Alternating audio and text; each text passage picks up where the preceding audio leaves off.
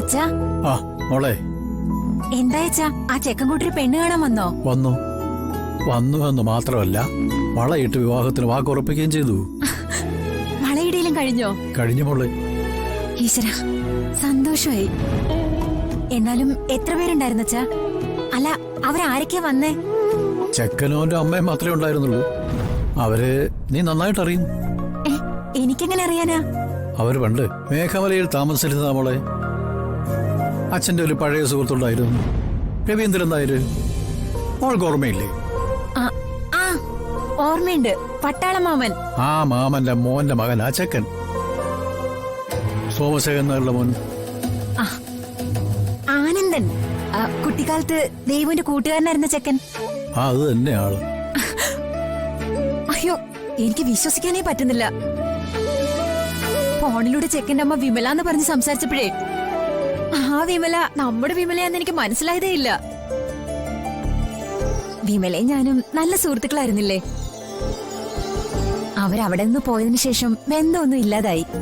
എന്തായാലും ഞാൻ അവരെ ഇപ്പൊ തന്നെ വിളിക്കാം. നീ ഡ്യൂട്ടിയിലായിരിക്കുമെന്ന് കരുതിയാ അവര് തന്നെ വിളിക്കാത്തത്.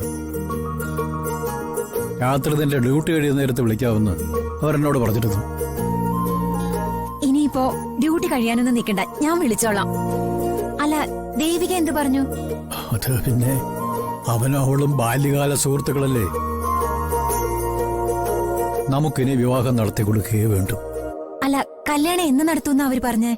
അത് പിന്നെ നമുക്കിത് ഫിക്സ് ചെയ്യാം.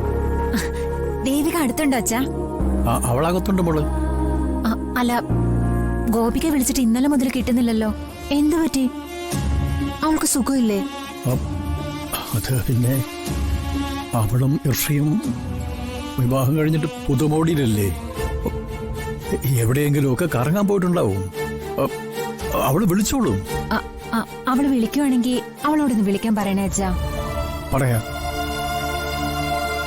നീ വെച്ചോ. ബാക്കിയൊക്കെ ഡ്യൂട്ടി കഴിഞ്ഞിട്ട് വിശദമായിട്ട് സംസാരിക്കാം. ശരി അച്ഛാ, ഓക്കെ.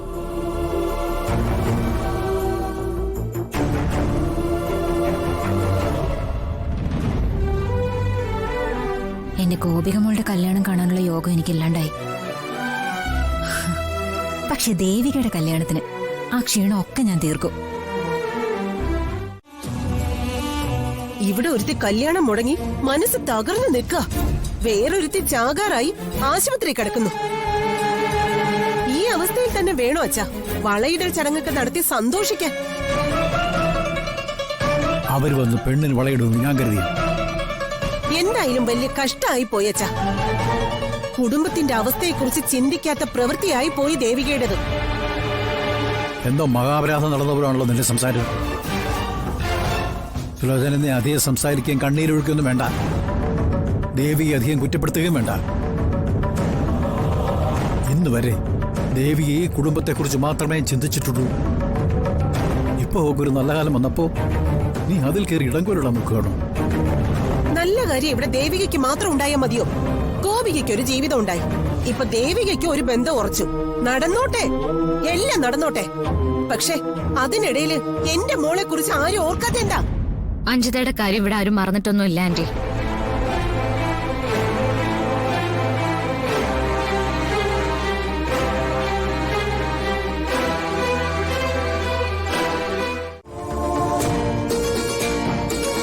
ആ ആലോചനയുമായിട്ടാ ഞങ്ങൾ ഇപ്പൊ ഇങ്ങോട്ട് വന്നത്. എന്റെ മോൻ ഇരിക്കുന്ന അഭിഷേക ചെക്കൻ. അഭിഷേകനെ കൊണ്ട് അഞ്ജിതയെ വിവാഹം കഴിപ്പിക്കാന് ഞങ്ങൾ ഉദ്ദേശിക്കുന്നത്.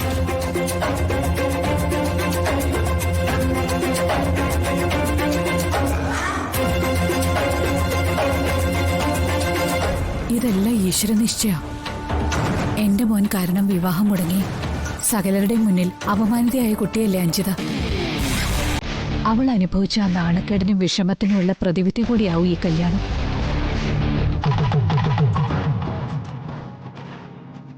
അമ്മേ,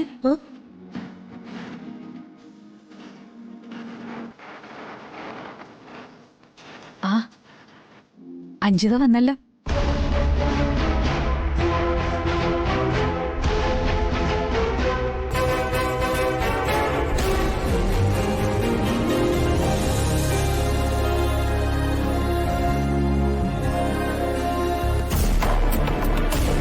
മോള് ചായ എല്ലാവർക്കും കൊടുക്ക.